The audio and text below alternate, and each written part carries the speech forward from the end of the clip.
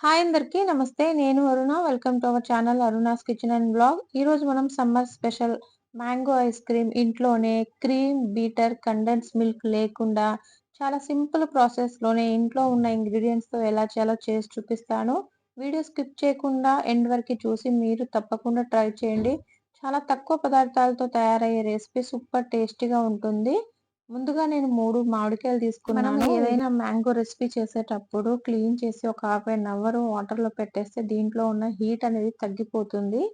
ఇలా మొత్తం పీల్ తీసేసాక ఒక్కొక్కసారి క్లీన్ చేసుకొని మిక్సీ జార్‌లో ఉన్న ప్యూరీని మొత్తం తీసుకోవాలి. టెంకాయ పైన ఉన్న ప్యూరీ మొత్తం తీసుకొని ఇలా మిక్సీ జార్‌లో యాడ్ చేసుకోవాలి.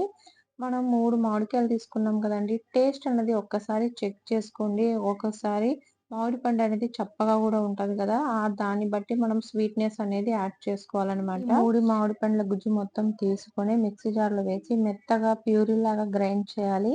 ఇలా స్మూత్ ప్యూరీలాగా ఉండాలనమాట. దీన్ని వేరే బౌల్‌లోకి ట్రాన్స్‌ఫర్ చేసుకొని మనం పక్కన పెట్టుకుందాము.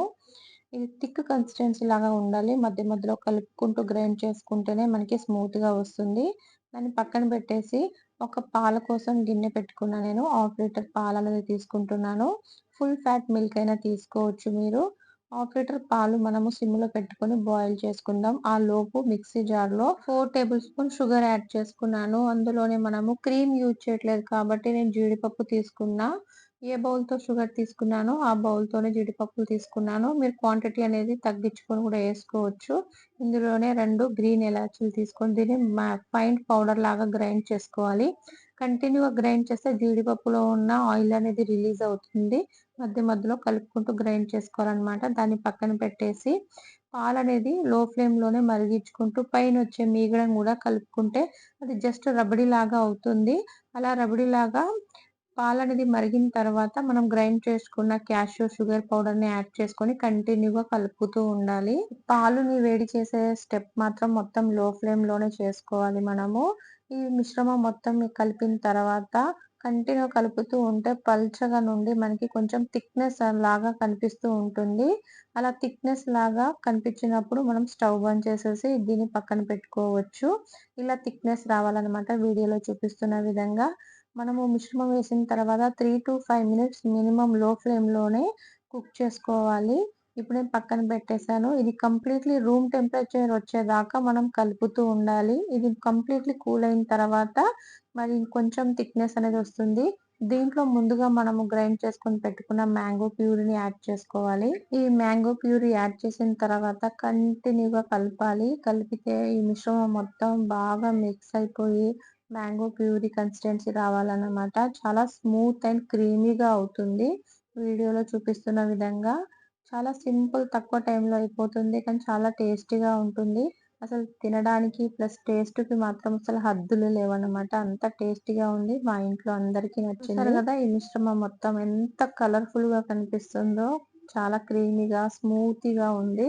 ఈ మిశ్రమాన్ని మనము సింపుల్‌గా ఇంట్లో ఉన్న టిఫిన్ బాక్స్‌లోనే పెట్టుకోవచ్చండి. ఐస్ క్రీమ్ అనేది ప్రిపేర్ చేసుకోవచ్చు. ఇది కిడ్స్ టిఫిన్ బాక్స్. నేను దీంట్లోనే ఈ ప్యూరిన్ మొత్తం దీంట్లో యాడ్ చేస్తున్నా. మనకి ఎంత క్వాంటిటీ కావాలో అంత క్వాంటిటీలో ఏసుకొని పైన మూతున్న బాక్స్ అయితే తీసుకోవాలి కంపల్సరీగా. స్టీల్ బాక్స్ ఉన్నా గూడా ఓకే.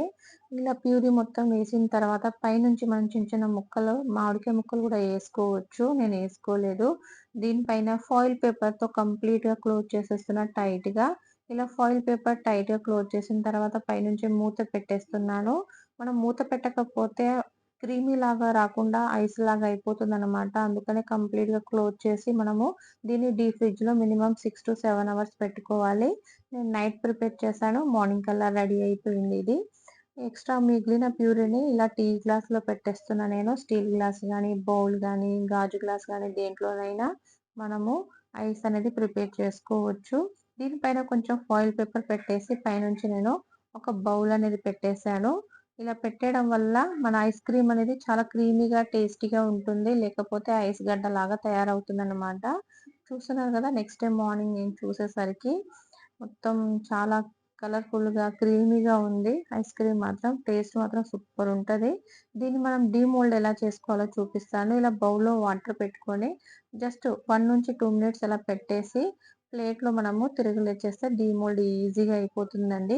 నేను జస్ట్ 1, 2 మినిట్స్ ఇలా బౌల్‌లో వాటర్ పెట్టుకున్న తర్వాత ఒక ప్లేట్‌లో తీసేసాను.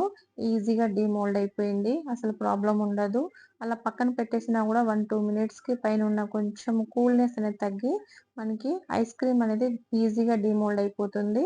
మీ దగ్గర ఐస్ క్రీమ్ స్కూప్ ఉంటే దాంతో గూడా తీసుకోవచ్చు. నా దగ్గర స్కూప్ లేదని చెప్పి నేను ఇలా పీసెస్ క్యూబ్ లాగా కట్ ఇలా చేస్తున్నాను. సింపుల్‌గా, ఆరోగ్యకరంగా ఇంట్లోనే మనం ఐస్ క్రీమ్ ప్రిపేర్ చేసుకొని ఫ్యామిలీ అందరూ ఎంజాయ్ చేయొచ్చండి. చాలా బావుంటుంది.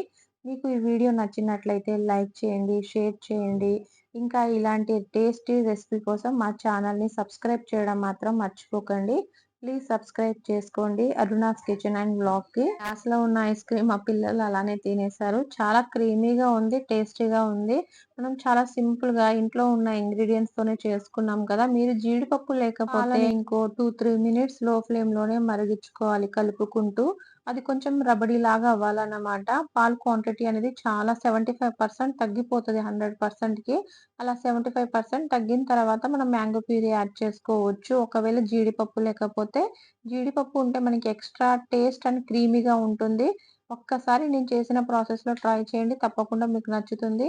ప్లీజ్ సబ్స్క్రైబ్ చేయడం మాత్రం మర్చిపోకండి. మీరు తప్పకుండా ట్రై చేసి ఎలా వచ్చిందో నాకు కామెంట్ చేయండి.